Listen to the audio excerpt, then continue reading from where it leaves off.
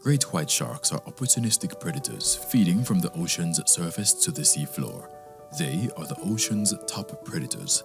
The White family has been a part of the Shortwood SDA family for many years, and from generation to generation, they have made a massive impact on the church and wider community. We sat down to speak with Luther, Leighton, and Mario White about their journey as fathers, and what they have learned so far, and all they wish to share about the journey of fatherhood. They shared a lot, but these are the things they'll take. Dad, how are you today, man? I'm doing well, man. Yeah. Thank God for another day. Yeah. Yeah, give thanks. All right. How are things with you? I'm good, man. I'm Good. very happy to be here with you today. Yes, I'm so happy to be here, Yeah. you know. All right. Here's a question I want to ask him. What, as a young man growing up, what was fatherhood like for you? What did it mean for you as a young man growing up? Well, as a young man growing up, that was a long time ago, you know. I didn't really think about fatherhood then, you know. I just feel like life was just for living, so I just live. Yeah. But then I been around with my father. I told myself that I want to be like him. And Papa was a go-getter. Mas Izzy? Yeah, was a fighter. Yes. He was a hard worker. When I say hard worker, he was a hard worker. In so much that once he has that thing about him where he says that, well, Papa, when you're going to stop work? I'm going to work until the last beam faded. And that was his motto. So what was the relationship like between the both of you? What was that? The relationship between us was like a father and son. Father and son in the sense that he understands me and I understand him. So we could sit down and reason about things. And he was a man who was very investigative. So he will see some things and he will ask you a question about it. He will question you. You know, he will ask you questions. So as a result, we sit down and we talk. We talk and reason good. When after a while, when I started grow up, maybe in my 14, 15, 16 years, I didn't see him now as a father figure, but I see him as a friend. Another thing that I admired about him is his spirituality.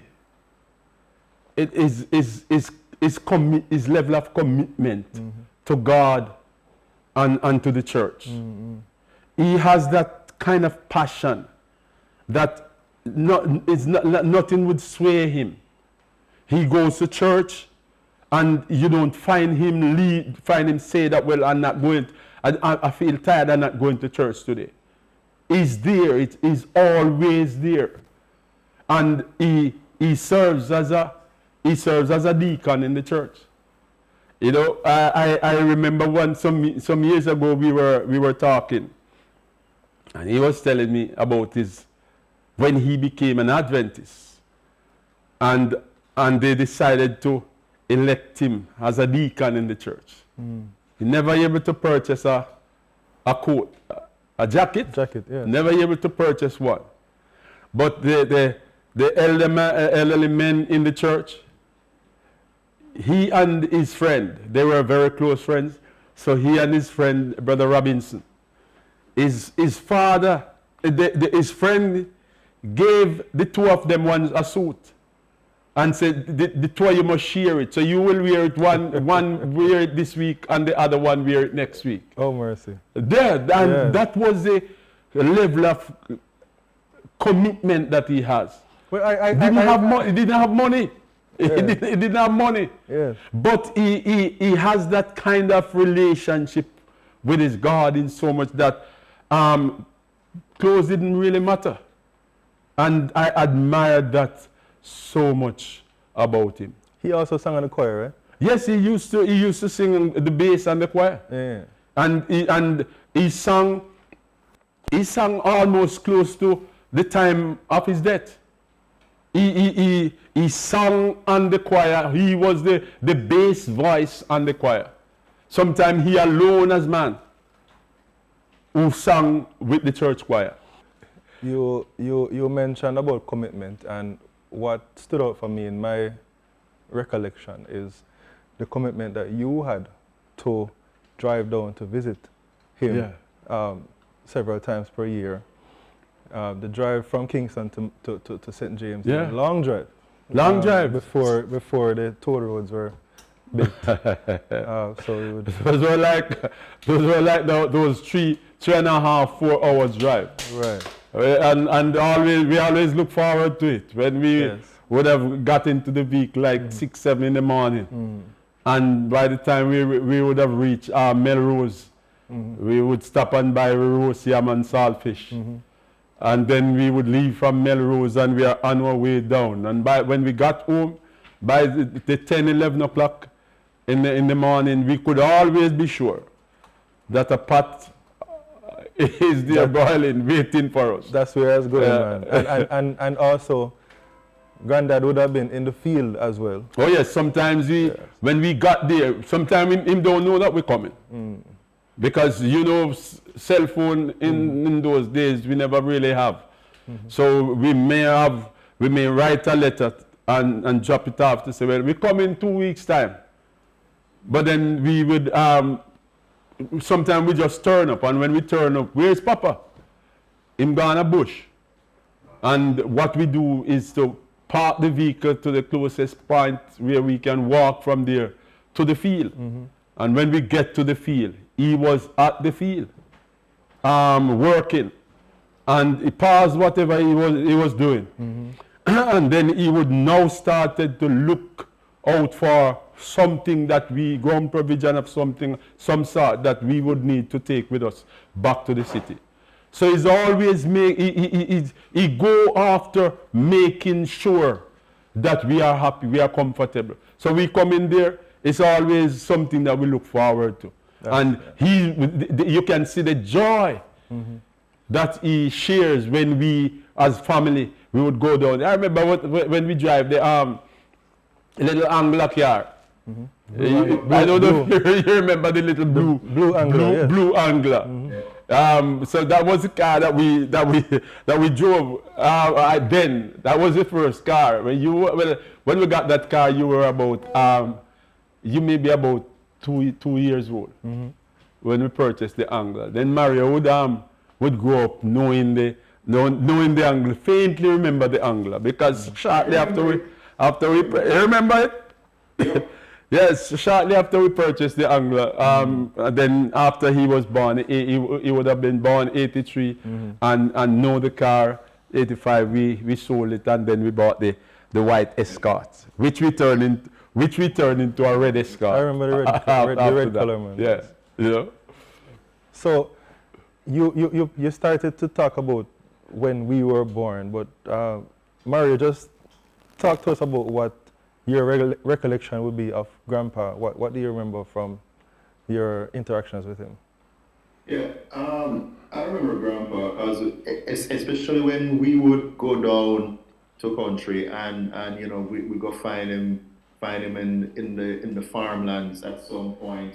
He always would have a big old bag of some yam, some dasheen and some yellow yam, white yam, sweet potato, so a big Hana banana. So we know that we and you know you could just feel his love for us. Yeah. And you know he'd always ask me and Leighton how we doing, how is school, we're taking care of ourselves and we're taking care of you and mommy. And then you know we all either pile up in the van or in the car and or we just walk up. I remember walking up one time, and you know by the time we get back home, you know we either cook something else or the food would have already been cooked, as you said, and then we just kind of hang out with him for a little bit. But he didn't really sit down much, as far as I remember. He was always on the go. Yeah, always on the go. All right, so let us switch gears now to when I was born and when Mario was born. What was your first reaction when you realized that you're gonna be a dad now? 1 year. Oh, 1 year, right? 1 year after married. Yes. But I was, 6 months after I got married, I was expecting to be a father then. Okay. But it never happened in 6 months, but it happened in 1 year. One Yes. year and 3 months after, Yes. I was told that, look, you're going to be a father. And this was something that I was looking forward to. I didn't have no concern about whether it was going to be boy or girl. But my desire was that I want to have a boy. I'm happy that he turned out to be a boy, you know. Yeah. And that's where you come into the picture. So, Mario, talk to us about your first moment when you found out that you were becoming a father. How did that work out? I almost fell down the stairs. Yep, I almost fell down the stairs. We got married in August, and a few months later, yeah, this was in October. Erica was like, I don't feel.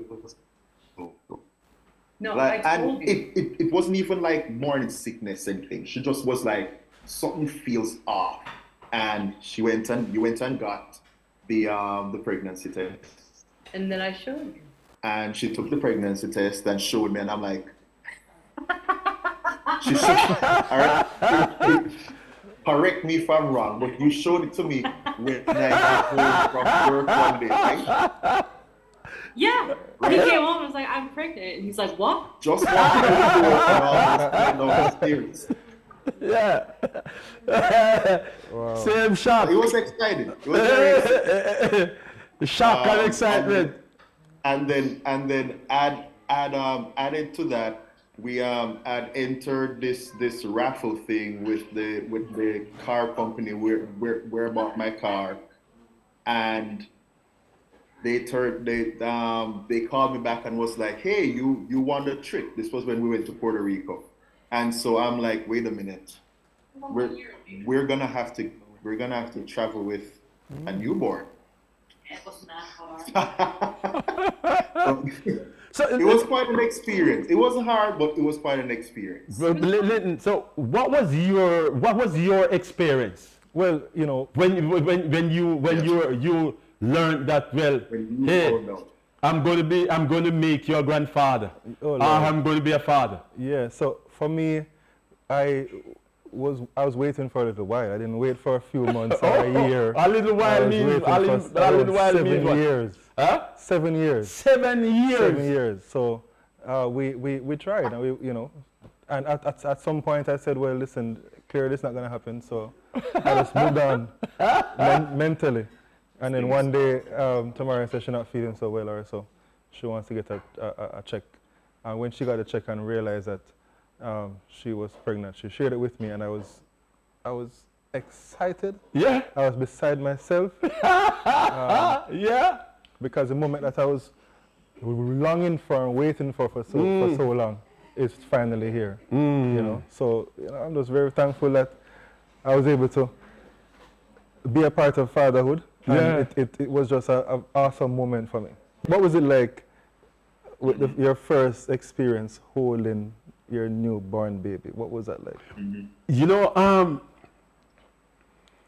I went to when my wife one Sunday evening we came, we were home. She was heavy then, and she said, way up in the night. Matter of fact, way up in the night, she said, I'm not feeling so well. Wake me up. I was maybe about 1 o'clock in the morning. And Sister Heather Brown was our good friends, and they were our neighbors. She was a nurse. She works in the university hospital. And took up the phone and called her. Maxine not feeling well. What should we do? She said, and then she spoke with her and asked her a few questions, and then she decided, well, look, get her in, bring her in. A neighbor has a little van, you know, and wake up the neighbor and say, well, my wife not feeling so well. Can you take us to the hospital? And he quickly got into his clothes, and I drive with her. By then her bags were all packed because they taught them that they must put their bags together and put all the things that they're going to need together, which she did. So it wasn't any problem for her to just get her things together, and we rushed off to the hospital. We got there about 3 o'clock in the morning. And when after they examined her for a while, well, the nurse says, look, you can go on home back, you know, because she won't have baby now. So the gentleman was there and he waited for us and for me, and we both came home. But by the time daylight was about 7, 8 o'clock in the morning, I jumped on my bike, rode off to the hospital. Went to the hospital and they escorted me to the delivery room.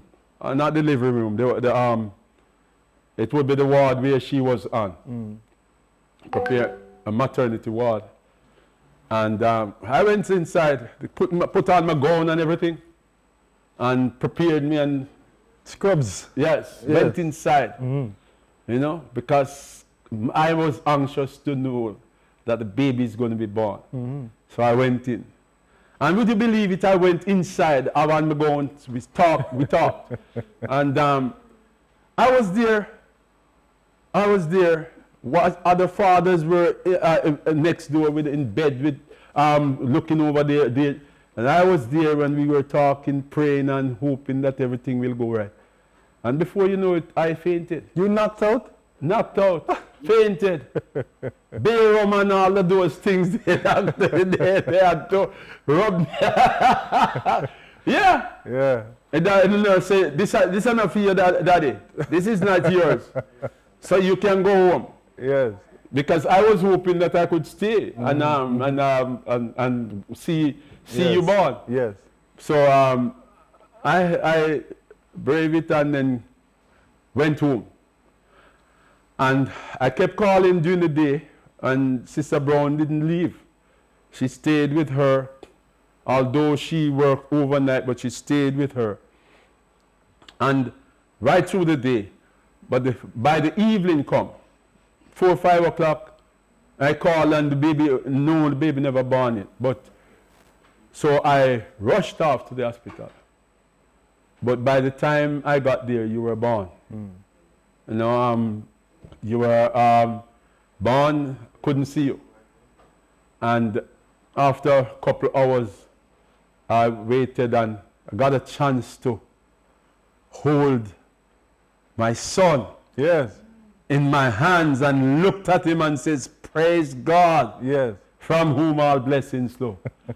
I was so glad, I was so happy, excited. Yes. And then I hugged my wife and kissed her and said, thank you for my son. Yes.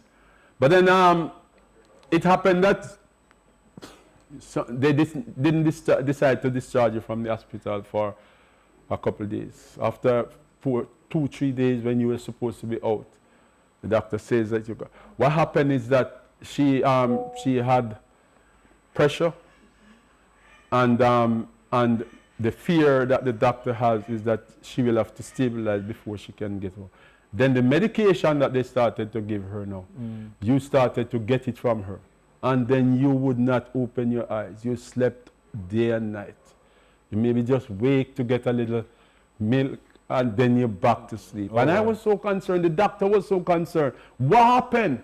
And then there was this doctor that we had actually gone to over time. And the doctor decided that, look, I called the doctor about Wednesday, Thursday.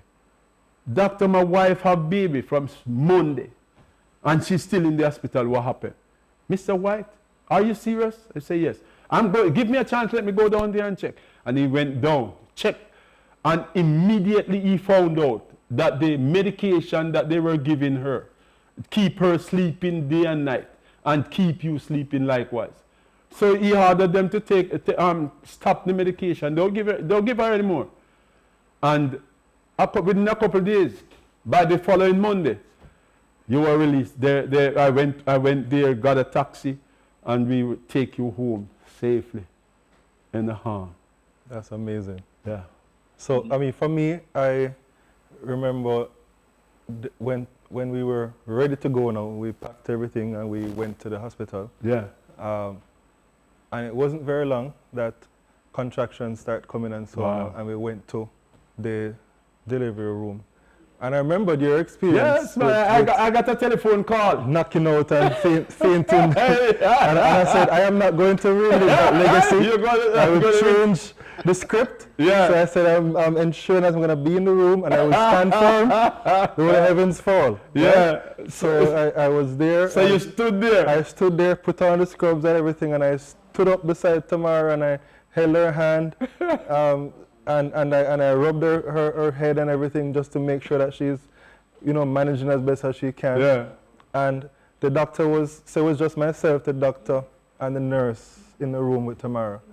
And I was so into the process that the doctor even asked me to do tasks in the room. What was the task? Her phone was ringing and I went and addressed the phone and said, she's busy right now. Okay. I said, what does she need? And she said, I need a towel, and I assisted with the towel, and whatever she needs, I'm there assisting her. I was like a medical professional. Right?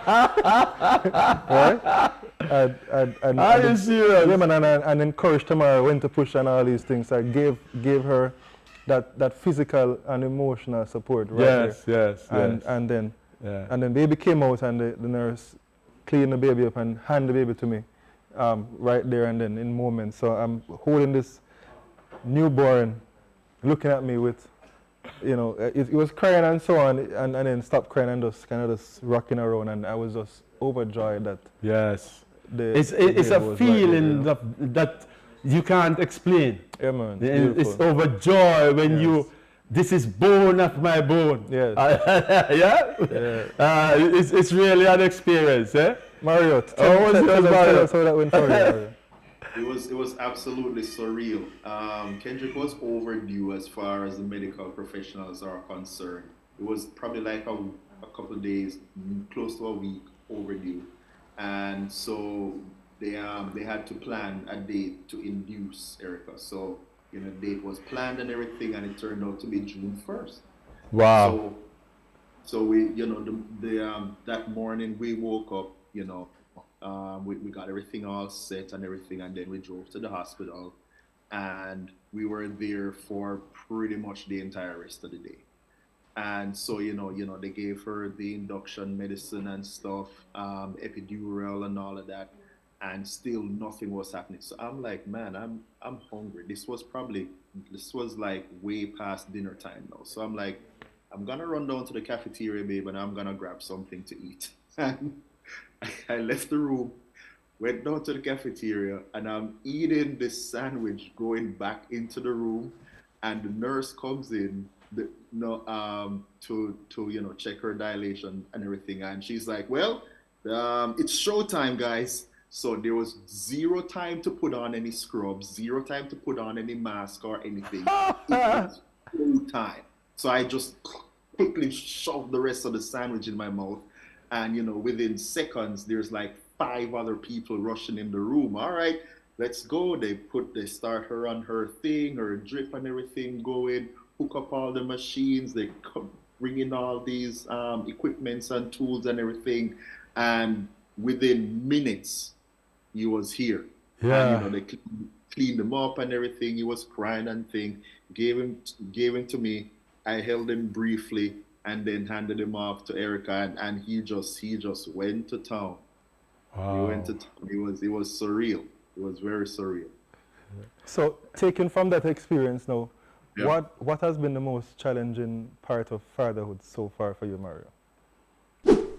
For me, I'd want to say it's like separating working with my kids at school and at the other job, and coming home and not carrying home all of that stuff to deal with Kendrick. That's a real challenge. And I remember when I went out on paternity leave right after he was born, I said I can't work at the main job full time anymore. So that's when I stepped down to part time, and I found a new job. And that one was way less stressful, but working with this a similar population, just a different location, kind of works out to be the same thing. So the challenge was still there, and still is. So that's like the biggest challenge for me right now. Just separating, working with kids on the outside and my own kid. How about you, Dad? What was your most challenging fatherhood experience dealing with two boys? Two boys. I wouldn't say it's challenging. The challenges were there, but I didn't really pay much attention to it. But it's just a concern sometimes that I have to make sure that you guys have what you want, what you needed to help to make your life successful. And sometimes the tension and the fear comes in, because I want to make sure that I'm not a failure in one sense, and I want to also make sure that you guys succeed. So I commit myself to it. I commit myself to being a father and being a good father. So whatever it's going to take me, so whatever sacrifice that I have to make, I commit myself to make those sacrifices. So if it means to go to bed late, if it means to work Sunday and Sunday to Friday, I am prepared to do that. If it means going to church and get to church, get back there, making sure that you guys go to bed, have something to eat, all of those things, I make sure that I do that. I remember some 1 year when you were doing CXC exam, and the teachers say, well, you know, your son is a bit weak in the area of mathematics. So I would suggest that you try and get some extra help for him. So what I did was to make sure that I go out, I find a teacher, I find a school. So after school, I would either pick you up at school and then take you to the other school. When you had to go to Campion, there's a Mr. Lewis was there, and you had to go to school, finish school at Calabar, and then leave from Calabar to Mr. Lewis, and stay with Mr. Lewis until 9 o'clock, 8:39 in the night, and then wherever I am, I have to make sure that I picked you up, take you back, take you home, and we start another day. And we do that for quite a while. I think we were living at in the Grand Spain era then, and then we had to move from. And the same thing follows with Mario. I remember 1 year when he was he finished high school. He was to finish CXC. When he finished, didn't get the maths. So we said, well, look here. Well, you're going to have to do it, Bran, and you're going to have to get it right. What do we do? Find a school, Daddy. Say, all right. And we end up at Maths Unlimited, which we said that, well, this one would be a sure shot. Yep. Somebody recommended it and says, he will do well there, he will do it there, he will get it there. So we say, well, all right, Mario, Maths Unlimited. And he started out the July when we found out that he didn't get it. July. And the teacher said, well, exam is January. So you know it's going to be a hard run from here on. So he had to go to class during the week and most time at nights. Yep. Christmas came and we all packed up and ready to go to look for Grandpa in the country. We said, well, look, man, tough decision, but you can't go to country. School. Teacher said you have to come to classes. Yep. So all of us went to the country for Christmas. And he had to stay in school. So we had to make, sometimes we had to make some very tough decisions, but it's all in the interest of ensuring that you guys get the best. When you mentioned tough decisions, what came to mind for me was when I went to my first primary school. Oh, that was You know, New Day All-Age School. Right, and That was an experience. That was an experience. I remember you had just graduated from from Little Angel Basic School. Okay. And quite a number you were going there from. It's a church school that you, and the teacher, we were trying to enroll you into another school, but we couldn't get into it. So they enroll you into New Day School. And New Day All-Age School was just next door from home. Walk just a couple of minutes and you are in school. So you went there for the first year. But in the middle of the year, you came home one day, and you know you started to Expletives. Yeah. Yes, man. Stringing them off too. Yes. Yes. Like it's regular conversation. It's like a regular conversation you had. And I said to myself, my God, bad word, where you get these from? Yes. So I said, no. My son, no. So I take the decision. My wife, we said, look here, we're not making enough. Him not doing another year at New Day. So I rushed. I started to think. Somebody said, try Don Robin, see if them we take him now. And there's this lady, the principal, Mrs. Fraser. I went straight into her. And I said to Mrs. Fraser, I have a son. And he's going to our school, but I can't keep him at that school. So I'm going to ask you to assist me in taking him into Don Robin. Mrs. Fraser said, well, right now we're full up, and film class, pack. We can't take him. Mrs. Fraser, I am asking you to help, and whatever I can do for the school, I am prepared to do it as long as you are prepared to take him in. I say, I am a plumber and I will give my service to the school. Yes. In order to, I'm volunteering my service that in case you have any plumbing work to be done, I will do it free of cost. Please help me. And she looked me straight in the eye and said, you serious? I said, yes, ma'am. I want my son to come to the school. So she called the vice principal, Miss Moss, and asked her, this parent come and say that him is a plumber and him want him son to come to the school and him will assist us with our plumbing work. So you want to try and make a space for him? Miss Moss said, well, him can't read. If him can't read, me can't help him. Yes. So I said, yes, ma'am, him can read. Because I know you. Yes. You were reading very well at your age. So she said, all right, bring him come tomorrow morning. Tomorrow morning we got dressed and we were down there right on time. And say, well, I brought it, ma'am. Say, and Miss Moss just she's kind of tough, a tough lady. Yes. And she talked tough. Miss Moss she didn't even ask no question. She just take up a book from off her desk and open the book and read this and put it in your and read this.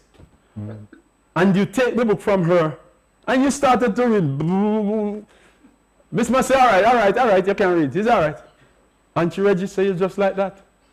Register you just like that. And from there, you became a student of Don Robin Primary School.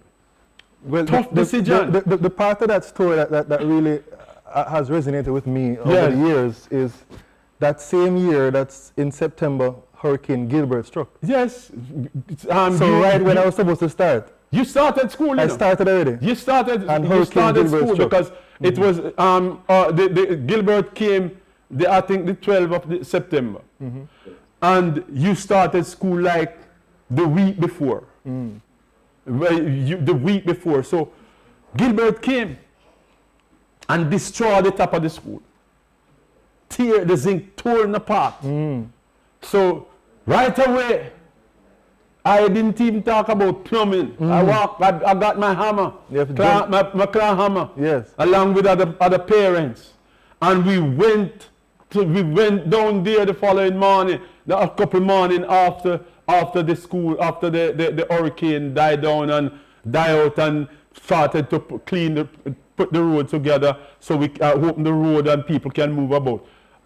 Parents, we as men, we got together and we went down to Dunrobin, and we went up on top of the roof and we take out the zinc and we replace zinc and fix back the classroom and prepare the school so that within a couple of days after the hurricane, you guys were able to go back to school. Yes.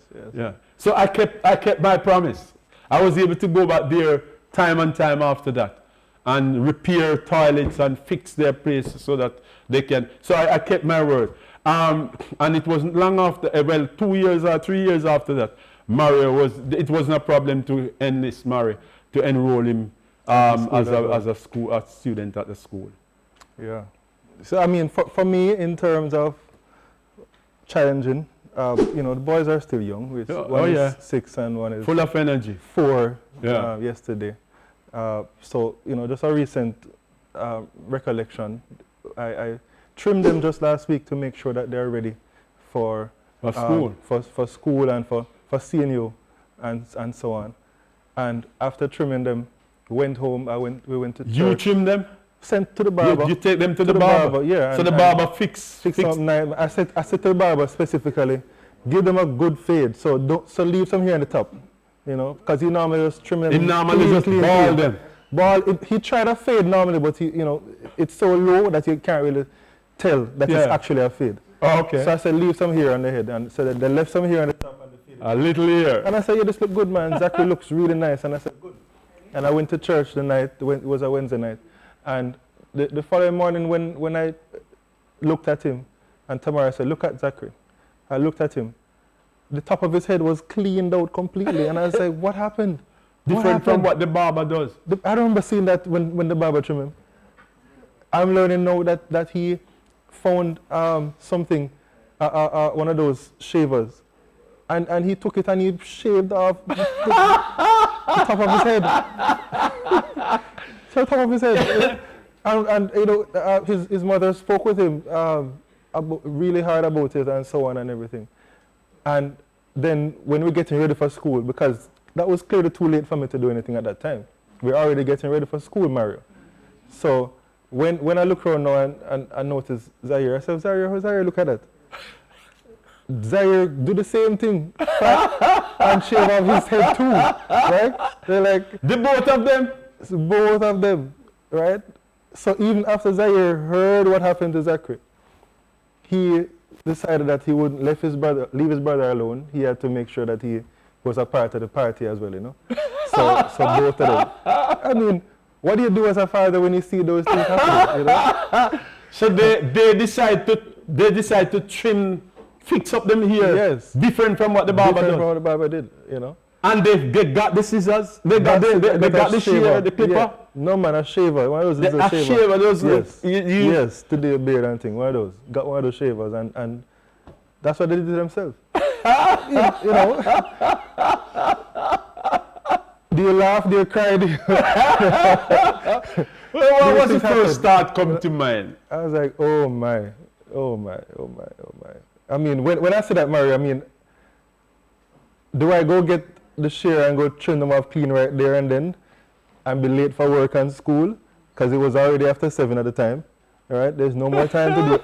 I said, listen, as a part of their learning experience, I'm taking them to school just like that. Just like that? Just like that. So I took them to school, dropped them off, and wished them well. And they were happy and merry and like nothing ever happened. Nothing ever happened. Fatherhood is a tough job. Because in truth and in fact, you'll have to take responsibility. Of course. For whatever happened there. Of course. Even though you were unaware. Of course. But I should have seen it coming because a few days before that, Zachary saw the shaver and he was asking, what is that? And I explained to him that it's used to take off facial hair or any unwanted hair. That's the purpose of it. Yeah. And he left it there and we moved on. But certainly that in his mind he still had more to do and more to learn, you know. So that's a part of the learning experience. Wow. But that's you know, an experience.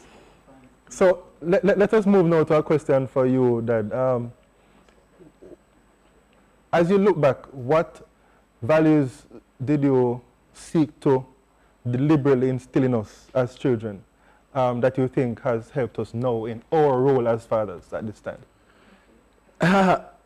You know, the value of hard work, the value of commitment, dedication. Because as I said sometime, I remember some time ago we had conversation. And I said it, you're not going to be 10-year-old all the day long. One day you're going to grow up and be a man like myself. So whatever and sometimes you look back and whatever I'm saying to you now is something that you will have to understand that tomorrow, today you are a child, tomorrow you are going to be a big man.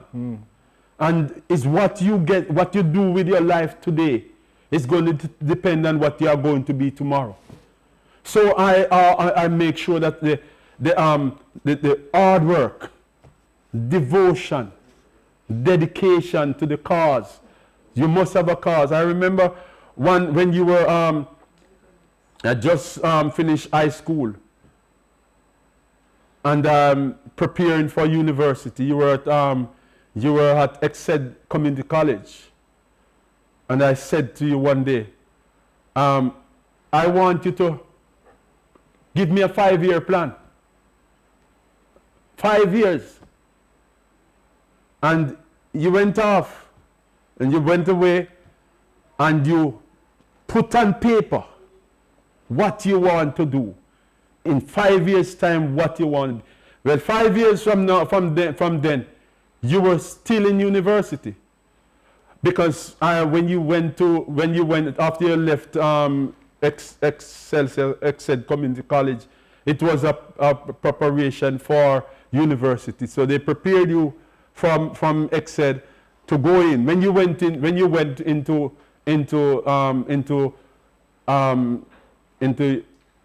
UTech, the course that you went in to get, it's you being an architecture student, you couldn't get in. You couldn't get in immediately. So we must find a way around. And they said, oh, well, look, if you want to get him in, let him do something that can lead him into it. So by then we talked to a lecturer, Michael Lord, and he guided you. He said, well, do construction management. That was the course you did. So you started the construction management.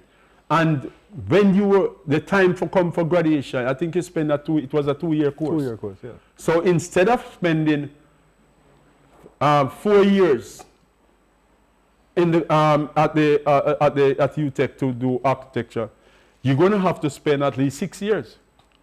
So but you have to start somewhere. And I now have to be there to say, well, look, it may take you a long time. I remember when I was a boy, well, not a boy, I was in the institution.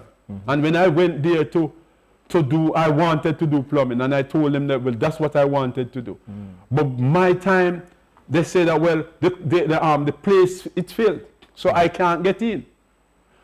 So I had to go and do masonry for 6 months, 6-7 months, and I wait my turn to get in the group. And I used that experience to say, well, look, I did it then to get what I want. You can do it to get what you want.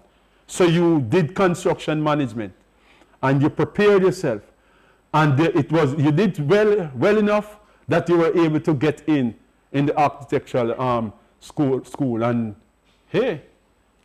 And how do you see that translating now into fatherhood? Well, the fatherhood, to see that, well, look, you know that, well, you have there are some things that you'll have to do in order to get what you want. So, because you'll have to do this to get what you want, there are certain sacrifices that you'll have to make in order to get it. And I have to be there as a father to really help to instill in you that, well, so patience. Sometimes you'll have to exercise patience in order to accomplish your goal. But you must have a goal.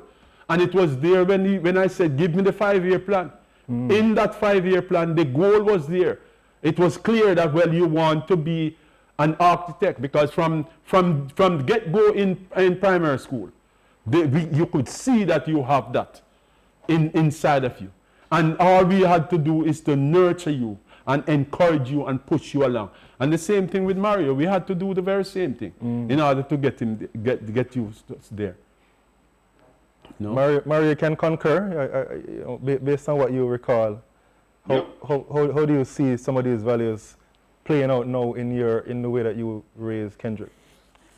It's the same way. And just like with you, where it took you that extra 2 years to get into get out of UTech with architecture right under your name. It took me a little curved kind of route to get into psychology, because I remember I was always thinking in my head, all right, Daddy is the plumber, Leighton is the architect, uncle is the mason, another uncle is a steel man, we need an electrician, that's gonna be me. But dealing with fatherhood, it helped me to understand that because you have a goal, not because you meet some kind of obstacle, means you're just gonna forget about the goal. It might mean you gotta go over something, around something, under something. Yeah. But as long as you have God on your side and your family behind your back, you're gonna be okay. Yeah. So these things I will take, right? I recall being on the van back, or being in the van, driving around whenever there's a break from school. Yeah. Being on the job site with you, Dad. Yeah. Right? Yeah. I remember going to these various homes or sites to do plumbing work. And even though it wasn't an interest of mine, I was there and I was able to watch you bend your back. At work, under the kitchen sink, in the bathroom, on a ladder, whatever it is, to make sure the customers are satisfied. Yeah. And I learned the value of hard work through that. I take that into my life and into the way that I raise my children. Yeah. So even though my work day starts either very early in the morning or it ends very late at night, to ensure that I get what is needed for my family and for the children. Yeah. Now, that also translates into how I spend time with them. So even though at times when I get home fairly late in the evening and I'm tired already, you know, I would also make the time to sit with them, to read something with them, to make sure they're bathed and so on, and then lie down with them in the bed and see them off the bed. See them off, pray with them and so on, to make sure that I instill spiritual values. Yeah. And then when I'm finished with that, I then go back to doing more work until the wee hours of the morning. These things I will take. I mean, I take those values and I take it very seriously. Yeah. What about you, Mario? Same, because as you know, dealing with people with mental issues and stuff like that, it takes a toll. And working in a public school type system, you have all the other factors piled on top of the mental stuff. So by the time I leave to go pick up Kendrick, and I pick him up, I want to say 98% of the days that he's at school, I'm already exhausted, but I know that, okay, it's around 3 o'clock or 3:30 by the time he gets out, and we have another four, 4-ish hours to either, go to a library or, otherwise just spending time with him. And then by the time we're done, just the two of us, mommy's finished working, we get home, then it's the three of us spending time. We have dinner, get him showered and everything, and then we read a book read a few books with him and spend some time with each other and stuff. But my work day, like you, pretty much starts really early. It ends pretty much once he goes to bed. When he goes to bed, I go to bed literally right after. There's nothing else left. But I start like really early and prepping. And like if you ask any of the other teachers that I work with, they know that, okay, Mr. White is here. He's gonna be giving it all he's got.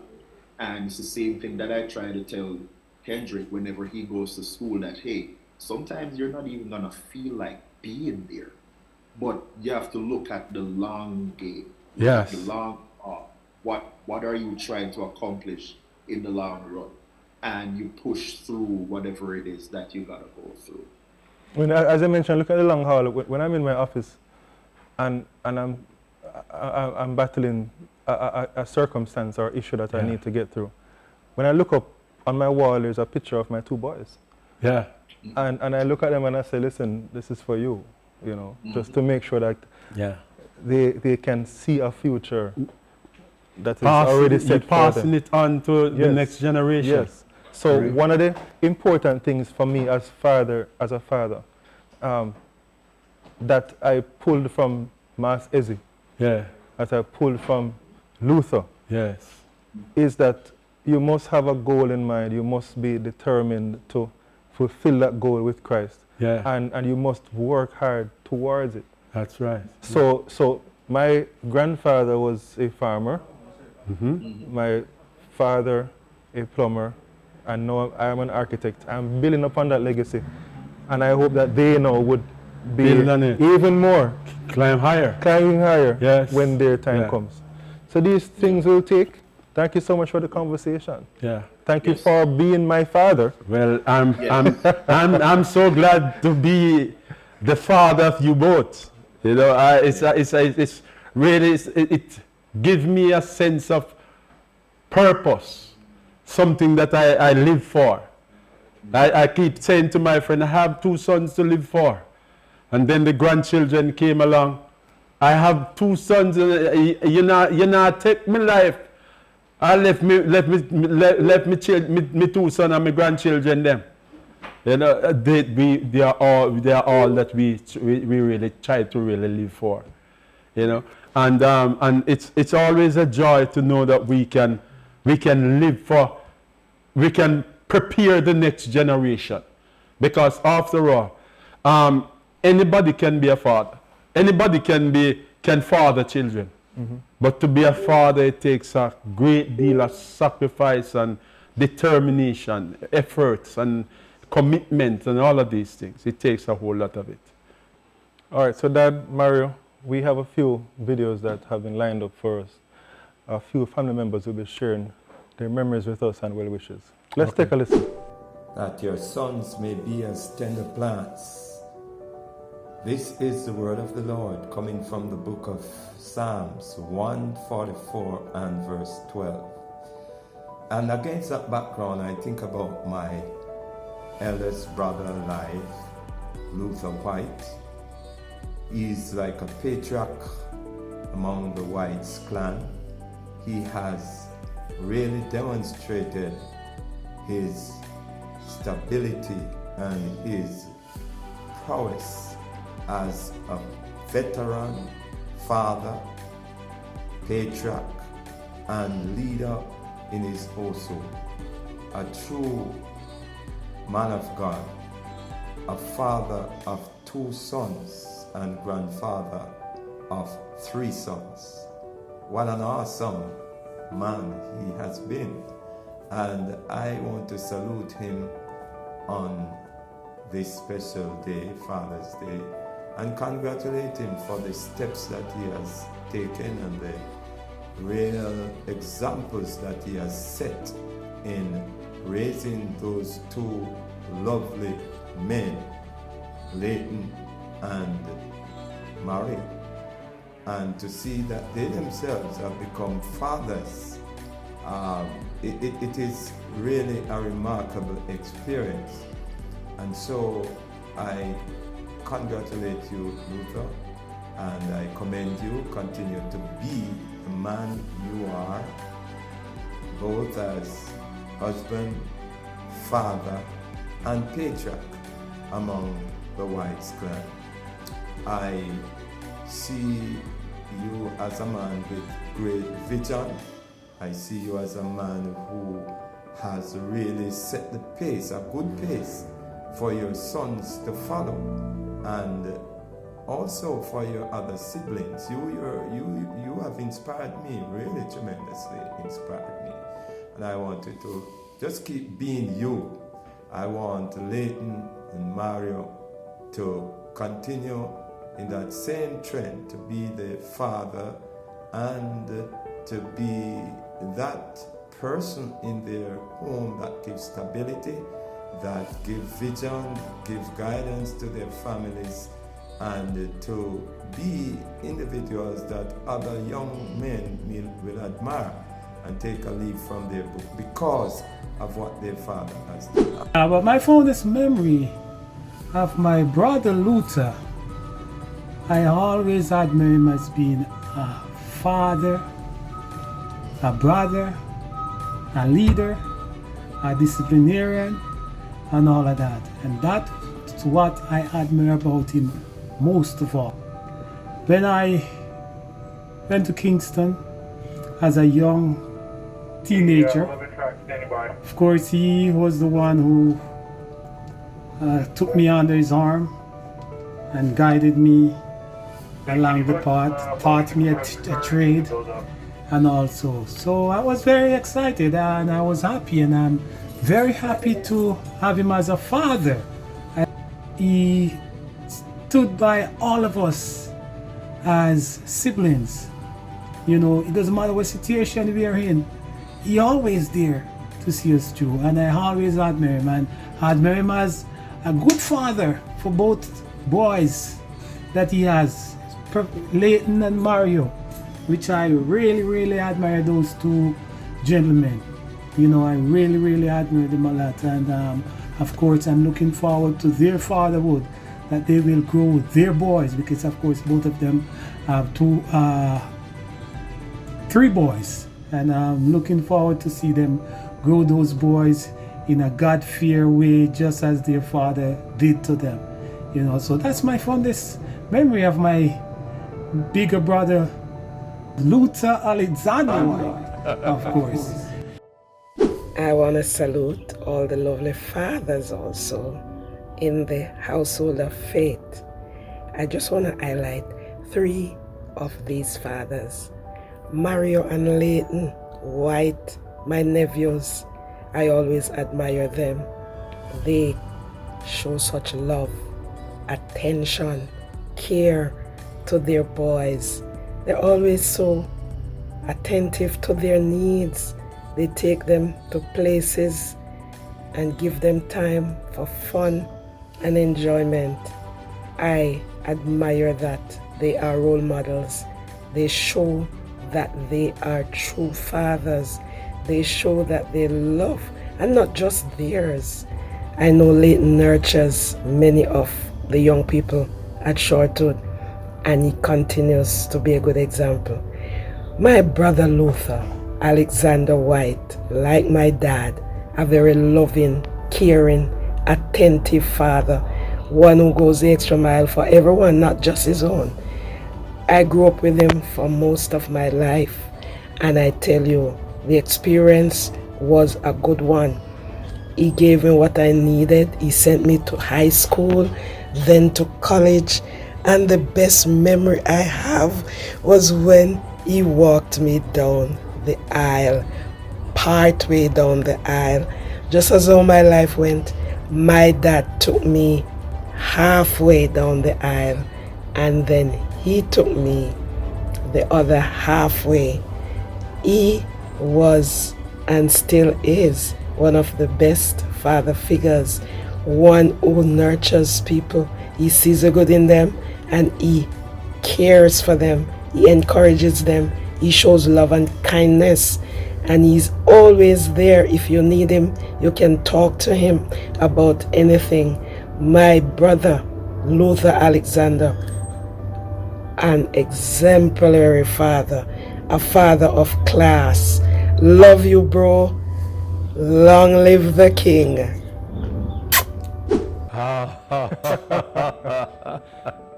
What I admire about Leighton is just how diligent he is.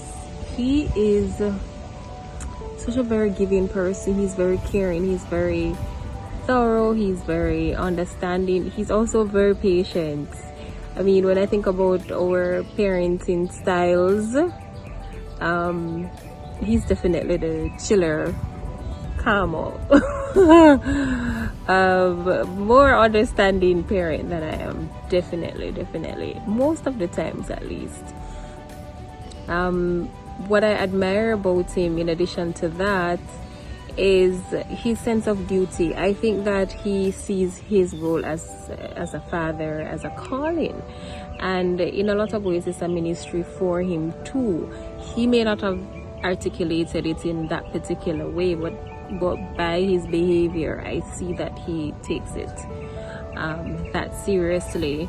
I know he loves our boys tremendously. Like, they're an extension of him. Definitely cares a lot about the children, and he wants them to be their best. He plays a very strong role as spiritual guardian of our family. He takes his priestly role very seriously. The first Father's Day that he experienced, that was in June 2016. That was the first time that Zachary, our firstborn, spoke. And can you guess what Zachary's first words were? Yeah, I did say Father's Day, so that was a good clue. He said Dada on Father's Day. Like, he just came out and said Dada. And of course, I could see Leighton blushing from ear to ear. He turned a light tinge of purple. It was just so special. How this kid just randomly out of the clear blue sky just got up and said Dada on Father's Day.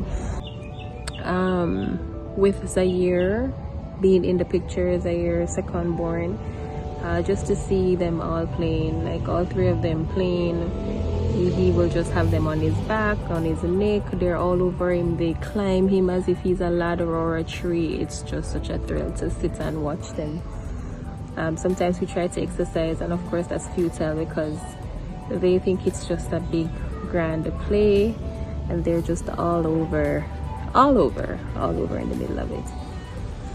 So I am really grateful for Leighton. I think he is an amazing dad, and I'm so blessed to have him as my husband and as the father of our two boys. The most memorable moments I can remember about Luther, when Leighton was born, he decided to change him. As small as he was, so he put on the nappy. Alright, you know about nappy, right? He put 2 pins at the side or at the front, and he decided to put them at the side. When he lifted him up, the nappy came off. So he failed right there, but through the years he continued doing it, and when Maria was born he got much better at it. That's my memory moments about Luther, the children. And also when he fed them, his mouth was always open. He's eating too, so I don't know how he does it, but he opened his mouth and he's there feeding them as if he's eating also. And what I admire about Luther and the boys, Leighton and Mario, it's as if they are a triplet, right? They are caring, they are loving, they are kind, they are very considerate about others, and they are God-fearing. They never stop praying. They pray for their children, call them by name, and at all times he remembers them. And they are they give good advice. If you speak to them at whatever level you are, they can give you good advice. You always hear Luther saying, if I were you. And I believe that he has adopted so many children around him, and you can see that they really love him. And he's a very loving person, and I know that as they continue walking in this path, they lead their children that way, and Leighton and Mario will do just the same. Continue to pray for them, and let me hope that God will continue to use them in the manner that he has been using them as fathers. God bless them. There's not enough words in the dictionary to cover the men of the white family. Not enough positive words. So Mario by far is the most positive man I know, but that comes from a line of whites, many a white man. So his father, his uncles, cousins, all of them. There's no one out there like them. Yeah, no, I literally prayed for Mario to exist, and he does. So this is a fantastic thing. See, almost like at a loss of words on how God-driven they are, how creative they are, how full of energy they always are, and it passes down to Kendrick. So it's an amazing thing to see that power of the white family through each generation, per se. So for all of them, for Luther, Leighton, Mario, all the rest of them that I'm not going to remember right now, the white family, because there are many, happy Father's Day. Those were some awesome videos. Thank you so much, family, for your kind words, sharing your thoughts with us, Mario, myself, and Dad. So, Dad, what about me makes you proud? There are so much moments of excitement. There are so much moments that I feel a sense of accomplishment in the both of you. I remember the day when I remember when we had to go to this place. We at the Boulevard Baptist Church. When you walk up and you were ushered in and to collect that award that they gave you, that scholarship. I remember when you had to move, we had to take you to Trinidad, to the airport. You go into Trinidad to pick up a scholarship again. I remember so much. There's so much you have accomplished. You have achieved so much that makes a father feel proud. That all of there's so much that I can't say to myself that, well, I'm a failure, because of the way that you both displayed yourself. Today, a few Sundays ago, we went to Montego Bay at an elders summit, and you were there presented there as one of our elders. You not only achieves in academically, but you also displayed some of the qualities, the characteristics that I displayed. How much you want to accomplish and the drive that you have. It makes me feel proud. So, Dad, what about me makes you most proud? And as I could say too, the same thing about you. The day you walk out, you came home one afternoon. You went to, you did your GSAT. It was GSAT then, right? Yeah, it was GSAT. Yeah, you went and you did GSAT. And you came over and said, Daddy, you know, say me pass. He said, pass what? And you say, me pass with JC. I feel as on top of the world when you came home from primary school and says that, well, you passed for one of those renowned high school. And you never look back. You never look back. There are other challenges. I remember when 9/11, you were in New York, and not far from Manhattan, where the Twin Towers were destroyed. You weren't far away from there. And you were all there because you wanted to make something worthwhile out of your life. It didn't happen then. You came back and you stuck to it. You go to NCU and you have accomplished, and you move on and you keep moving on. You never stop. And that tells me that you would not feel satisfied with little or nothing. Always have the drive to get the best out of life. I visited your church where you now attend, and how they spoke highly of you. And the members of the church came by and would say that, oh, Ella White, you have a darling son. He is so dear to us, and they treasured you. And I feel so excited, I feel so happy to know that, well, those values that I seek to instill, you did not really go in vain, but I feel a sense of satisfaction, a sense of accomplishment in the both of you. Dad, what makes you proud? Well, what makes me proud about you is that you wake up every morning and you give every single day your absolute best. You are loving, you are kind, and you work really hard. Even when we're playing together, whether at the playground or at home, or just walking on the street or just driving in the car, you don't give halfway dedication. You give 100% dedication, and that makes me very proud of you. Dad, what about me makes you proud? I am so proud of you, son. You read very well, you are a leader, and you do very well at school, and you are doing very well at church as well, and I'm happy that you are my son. Dad, what about me? What makes me proud? All right, so what makes me proud of you, Zaire, is that you are also a leader, and you do very well at school, and you are attentive, and you have good attention to detail. See, you're looking at the picture frame? Wonderful. I'm very happy for you, and I'm happy that both of you are my sons.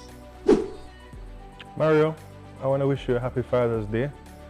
I want to wish you all the blessings due to you and the family, and that you will continue to cherish and take these values that we have taken from Dad and Granddad and impart those to your family as well. Happy Father's Day, Dad. Thank you. Thank you for all of the wonderful memories that you have shared with us. Thank you for the values that you have imparted on us. And we will take these things as far as we can with our children, so that we will continue the legacy that you have left. Happy Father's Day. Happy Father's Day. Happy Father's Day. Thank you, boys. Thank you. Happy Father's Day, Dad. Thank Yes, you will take all these things, hard work, discipline, patience, loving God, loving each other, loving our family, and just taking care of people. Because another thing that I didn't even mention earlier is that you said, once you live good with people, people will live good with you. Yes. And I've seen that happen in my life, every single step of the way. In New York, down at NCU, over at New Tech, and up here as well. So we will take those things. And Leighton, happy Father's Day to you. May God continue to bless you as you train up Zachary and Zaire in the way of the Lord, and help that as they seek to go through this life, that they too will take the legacy that you are instilling in them, that Dad instilled in us, and that Granddad instilled in him. And a happy Father's Day to all the fathers watching right now. May God continue to bless us all. Thank you. Dad? Happy Father's Day to you, Leighton. And I am proud to know that I'm able to share these moments with you and with Mara. I trust that you will be not just a father, but a good father to Zaire and to Zachary. And I trust that God will give you the strength to really keep up with them and to guide and point them into the right direction. And Mario, happy Father's Day to you. And I trust that you'll be a faithful father, a faithful guide to Kendrick as you journey through this difficult times.